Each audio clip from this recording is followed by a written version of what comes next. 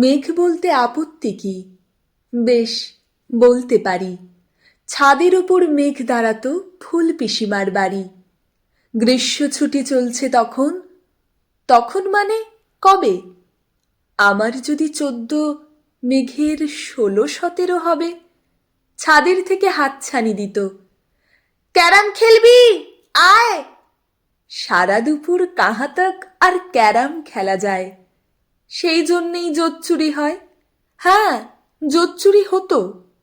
আমার যদি 14, মেঘের 15-16 মতো। ঘুরিয়ে দিতে জানত খেলা শক্ত ঘুঁটি পেলে। জায়গা মতো সরিয়ে নিত আঙুল দিয়ে ঠেলে। শুধু আঙুল, বোর্ডের ওপর লম্বা ফ্রকের ঝুল ঝপাং ফেলে ঘটিয়ে দিত ঘুঁটির দিক ভুল।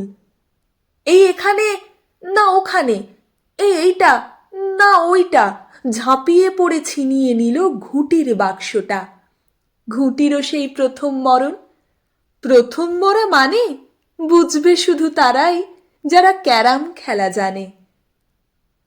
চলেও গেল কদিন পরে, মেঘ যেমন যায়। কাঠফাটা রোদ দাঁড়িয়ে পড়ল মেঘের জায়গায়। খেলা শেখাও, খেলা শেখাও, হাপিত্যেশ কাক। কলসিতে ঠোঁট ডুবিয়েছিল জল তো পুড়ে খাক। খাক হওয়া সেই কলসি আবার পরের বছর জলে। ভরল কেমন তোমায়?